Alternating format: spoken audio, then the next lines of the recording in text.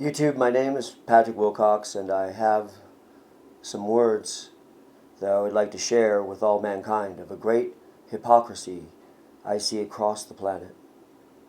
I understand all across the world they've taken down people's names and statues from buildings because of their pro-slavery stand. And especially here in America, it's been a major deal. And I support it. I don't think any of our children should emulate anyone who thought human life was so cheap it could be purchased like property, owned like a possession, or treated or called a slave. But in so doing, we've forgotten to take one person's name off the buildings that is the greatest promoter of slavery in all the existence of mankind. He's the most listened to advisor in the history of mankind, and he is quoted in the book of the Bible saying these words about slaves, Ephesians 6:5. Slaves, honor and obey your masters, work unto them as if you were working unto God in all long-suffering and patience.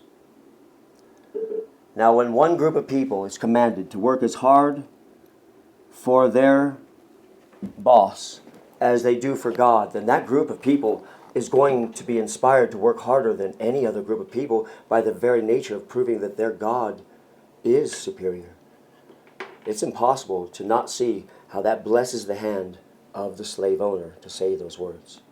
And since Jesus said those words, and he was the most listened to advisor, he's the greatest promoter, audibly, in the greatest publication of more than the entire number of humanity today and copies made of the book of the Bible.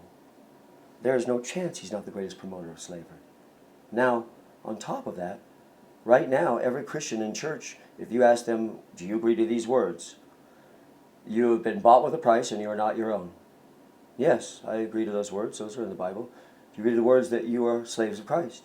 Yes, I agree to those words.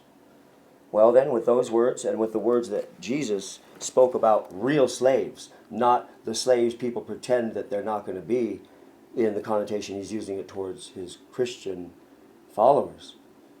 Well, Ephesians 6:5 clearly states he was speaking to real-life slaves with real-life human masters.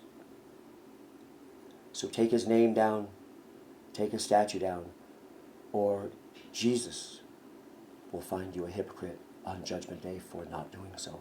Because Jesus will tell you you're a hypocrite for not taking his name down. That's the truth of the holy words I'd like to give mankind today. And I hope that all mankind receives them and follows the pattern. Amen.